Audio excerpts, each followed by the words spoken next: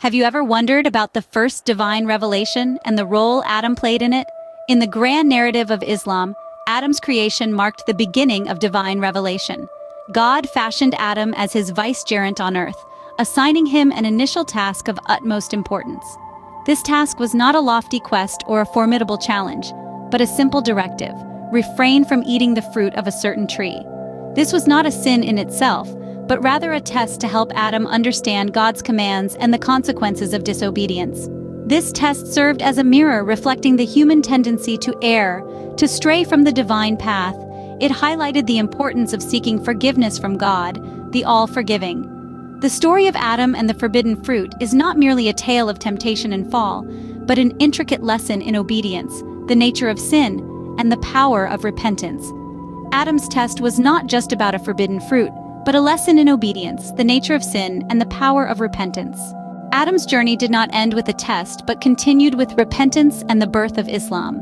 Guided by God, Adam sought forgiveness for his transgression and learned the profound lesson of repentance.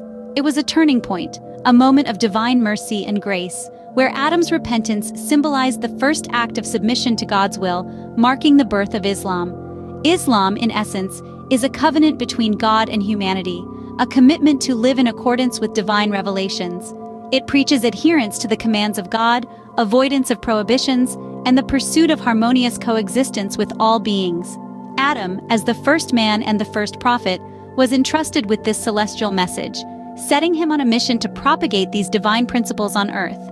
However, as time passed and generations unfolded, the purity of this initial guidance was compromised.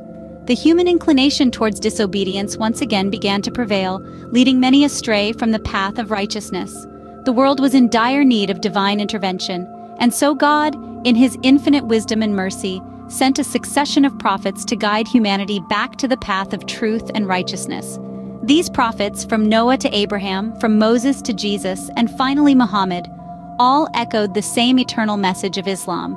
They preached the oneness of God, the importance of following his commands, and the significance of seeking his forgiveness.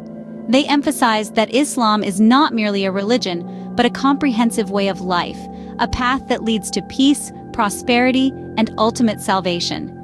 Adam's repentance was the first step in the long journey of Islam, a journey that continues to this day. It serves as a reminder that while humans may falter, God's mercy is boundless. It is through repentance and submission to his will that we find our way back to him, continuing the legacy of Adam and upholding the eternal message of Islam. From Adam to the prophets, an unchanging message has echoed through the ages: the call to submit to God. This message, pure and timeless, has been the cornerstone of the teachings of Islam since the very beginning. Each prophet, from Noah to Abraham, Moses to Jesus, and finally Muhammad, carried this torch of divine wisdom, lighting the path for humanity. They all preach the same fundamental truth: the exclusive worship of God, who is one without partners, offspring, or associates.